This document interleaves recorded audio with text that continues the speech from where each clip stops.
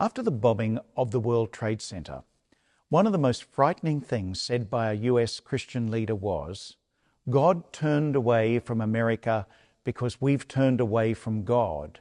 And so God sent these acts as a wake-up call for us to live righteous lives and return to Him." He concluded that since 9/11, we have been living in end times. We all have different reactions to shock and grief.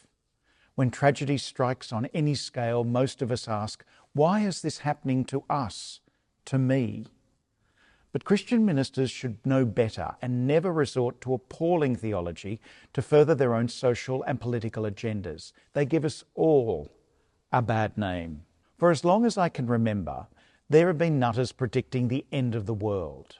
Whenever there is a tidal wave, a cyclone, a hurricane, an earthquake, a bushfire, or any other sort of natural disaster, somebody pops up and declares the end is nigh. Just recall, and some of us can recall, the year 2000. Never mind that we have known for years that Dionysius Exegetes, the 6th century monk and architect of the Gregorian calendar, understandably got his maths slightly wrong, and so the year 2000 actually occurred in 1996. And let's leave aside that even following the present calendar, the 2000th year began on the 1st of January 2001.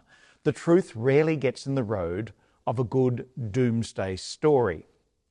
In face of all evidence to the contrary, corporations spend billions over the Y2K bug, and we got apocalyptic sermons and end-of-time predictions. We know from a variety of documents that people in the time of Jesus thought the world was coming to an end soon, and maybe Jesus thought so too. There's some evidence for that. Given that Israel was being persecuted under an occupying Roman army and that their nation was in tatters, they seem to have a better cause for this view than we do. In today's gospel, Jesus speaks to a demoralized people who thought, and some of them hoped, that it would soon all be over. In such a context, people are liable to follow the loudest voice to what appears like the safest place. After Jesus died, the earliest Christians thought the end would come quickly. This gospel reflects the experience of this expectant first generation. But we're still waiting.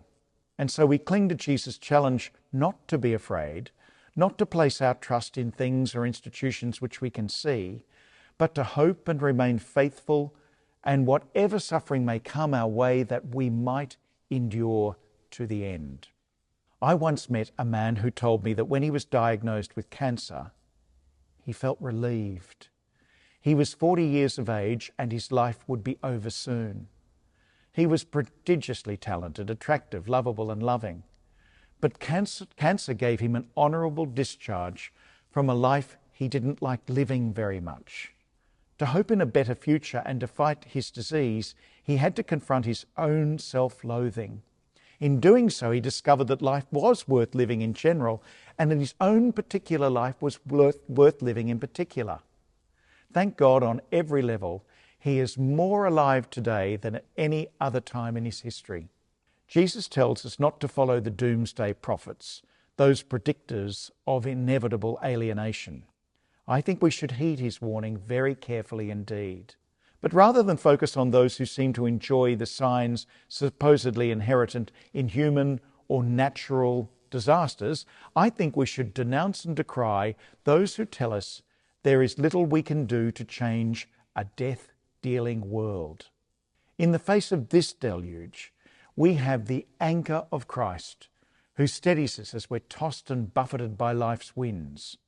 And in the midst of the storm, Christ gently tells us, you are worthy, lovable, dignified, and you can change the world for the better by allowing my love to help you change yourself. And this is followed by a promise. There is not one event, a catastrophe, that will ever see you face life on your own, because I am going to be with you till the end of time. Today's gospel is not interested in a timetable for disaster. It's about encouraging us to trust when the going gets tough. It's not easy. At this Eucharist, may we receive Christ as the sure and certain hope that we can and will endure until the end of time, whenever that is.